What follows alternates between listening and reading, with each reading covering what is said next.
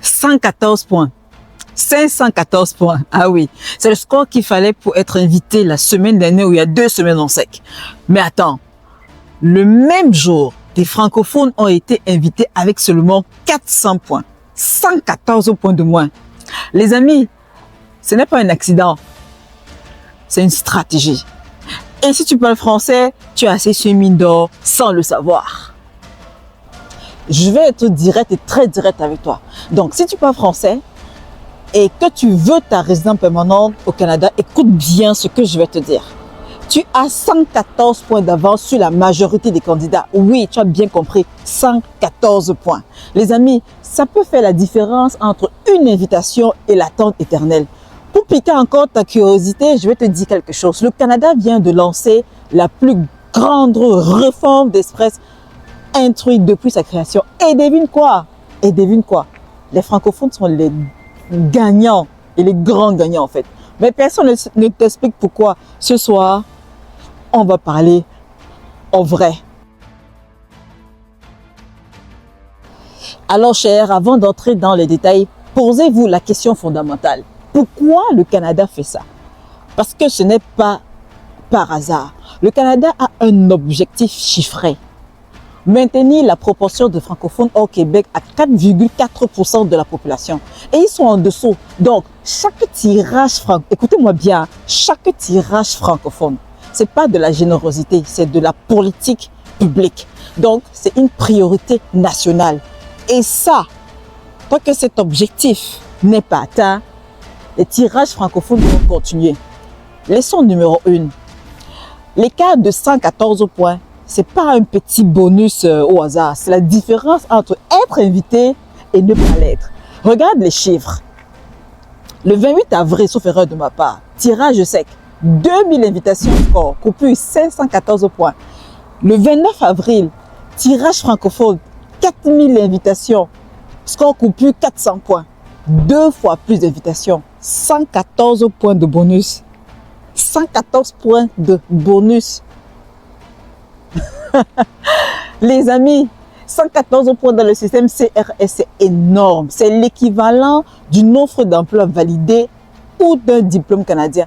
Et toi, tu l'as juste parce que tu parles français. Et tu traînes d'accord. Vous êtes assis sur une mine d'or. Nous sommes assis sur une mine d'or. Mais on ne le sait même pas. Je t'informe. Mais attends. Parce qu'il y a un piège, ok? Parler français, ça veut pas dire bonjour et merci. On va voir ce que cela signifie vraiment. Leçon numéro 2. Parler français pour IRCC, c'est précis. Il faut atteindre le NCLC7 dans les 4 compétences. Lecture, écriture, oral, compréhension. NCLC7, c'est l'équivalent d'un B2 en français européen. C'est un niveau intermédiaire avancé. Donc, si tu es francophone natif, tu passes ce test sans problème. Ok? Mais si le français est ta deuxième langue, il faut te préparer. Et quand je parle de préparation, c'est quoi? Les tests acceptés sont le TEF Canada, le TCF, le TCF Canada, bien sûr, pas le DELF, pas le DALF, TEF ou TCF. Et c'est pas juste le français qui compte. Si tu as aussi l'anglais au CLB5, ou plus, tu as des points supplémentaires pour le bilinguisme, d'accord? Donc, ça peut ajouter jusqu'à 50 points de plus. Est-ce qu'on est d'accord?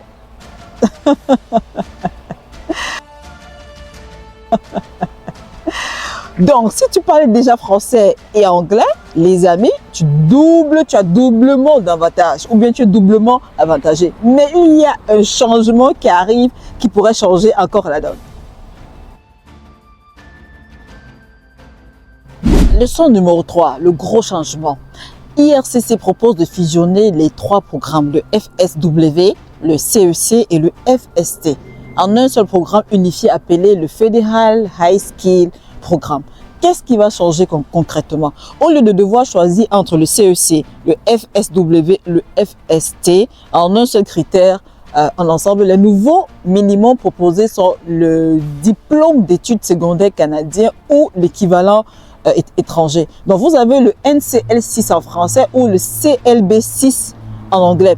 Remarquez bien, le niveau exigé baisse de NCL7 à NCL6 pour entrer dans le bassin et un an d'expérience de travail qualifié TEER 0 à 3. Donc, dans les 3 dernières années au Canada dans les 3 dernières années au Canada ou à l'étranger que vous avez ça. Donc, plus besoin d'avoir travaillé au Canada pour être admissible. Ça, c'est une bonne nouvelle pour les candidats à l'étranger.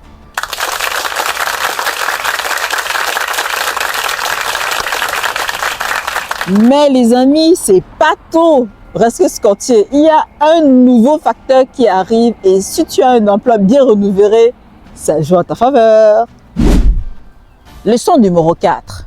IRCC introduit un nouveau facteur dans le CRS. Ça veut dire quoi? Donc, les points pour les occupations à haut salaire. Qu'est-ce que c'est concrètement? Ça veut dire que si ton expérience de travail canadien ou ton offre d'emploi est dans une occupation où le salaire médian dépasse le salaire médian national canadien, tu obtiens des points supplémentaires. Et devine quoi? Les offres d'emploi reviennent dans le CRS. Elles avaient été supprimées en mars 2025, est-ce que vous vous rappelez? Mais elles reviennent seulement pour les emplois à haut salaire pour réduire la fraude. Donc, les amis, c'est important de le comprendre. C'est très important de le comprendre. Le Canada ne cherche plus des travailleurs. Le Canada cherche des travailleurs qui gagnent bien. Je crois que le message est clair. Et je crois que le message passe bien. C'est ça. Leçon numéro 5. IRCC a publié ses propres données sur ce qui prédit le succès économique. Les amis, il y a la police de l'autre côté. Hein? En tout cas, c'est crucial de savoir ça pour optimiser ton profil. Dans tous les cas, les facteurs les plus forts sont les compétences linguistiques ou... Oui, quand je dis compétences linguistiques, je parle de français ou bilinguisme, ok? Et les gains élevés comme résident temporaire. Ensuite, vous avez l'expérience du travail canadien et une offre d'emploi. Les facteurs modérés, l'éducation universitaire et un jeune âge. Les facteurs faibles, qu'est-ce que j'entends par facteur faible? On a les points du conjoint, oui, les points du conjoint, les frères et sœurs au Canada, le bonus français. Vous êtes surpris, n'est-ce pas? Oui. Le bonus français est classé comme un facteur plus faible, mais les tirages ciblés francophones compensent largement. Et les points d'éducation au Canada sont aussi dans la catégorie des facteurs les plus faibles. En conclusion, qu'est-ce que je peux dire par là? Je pourrais dire que ta maîtrise du français combinée au tirage ciblé, c'est ton billet gagnant. Ok? C'est ton billet gagnant. Maintenant, la vraie question, est-ce que cet avantage va durer? C'est ce que les gens se posent ou se demandent, c'est ce que les gens se posent, mais ils se demandent. Et la réponse va te surprendre. Leçon numéro 6. Les amis, soyons honnêtes. Cet avantage existe tant que le Canada n'a pas atteint son objectif de 4,4% de francophones hors Québec. Donc, actuellement où je vous parle, on est autour de 3,5 à 3,8%. Donc, il reste de la marge. Il reste de la marge. Mais, une fois l'objectif atteint, les tirages ciblés francophones pourraient diminuer. Ça veut dire quoi? Ça veut dire que la fenêtre est ouverte. Mais elle ne restera pas ouverte indéfiniment. Ok? Donc, si tu es francophone et que tu veux ton RP, le moment c'est maintenant, pas dans 2 ans. Pas quand tu seras prêt, maintenant. Parce que les règles changent, les seuils montent. Ok? Les seuils montent et l'avantage peut disparaître. Ce que tu dois faire maintenant, ok? Les amis, moi je vais dans le mode solution. Voici ce que tu dois faire si tu es francophone. Ok? Passe ton TEF ou ton TCF Canada le plus vite possible. N'attends pas d'être dans le bassin pour le préparer. Point numéro 2.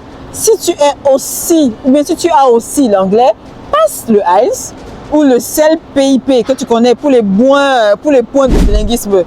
Point numéro 3, vérifie ton code TER. Est-ce que ton expérience est classée TER 0 ou A3? Si oui, tu es admissible. Ok?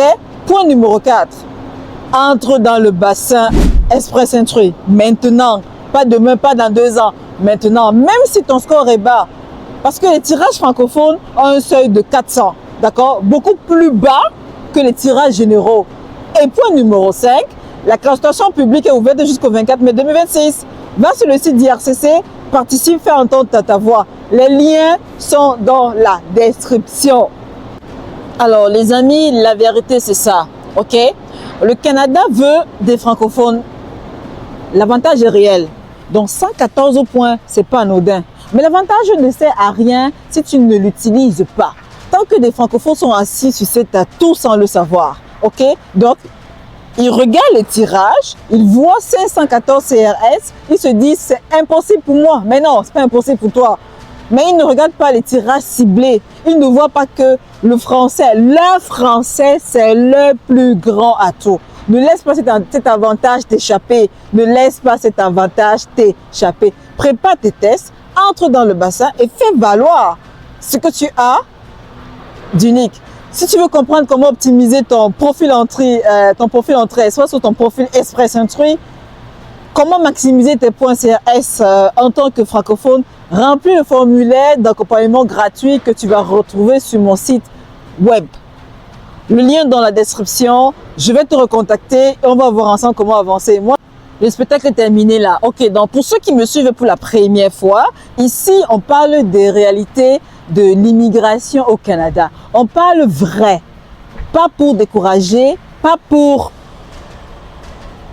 Je sais pas, mais pour ouvrir le cerveau, pour ouvrir les yeux des gens. N'hésitez pas de vous abonner. Je lance aussi des lives 3 à 4 fois par semaine sur YouTube, de temps en temps, et TikTok, où on débat ensemble sur ces sujets.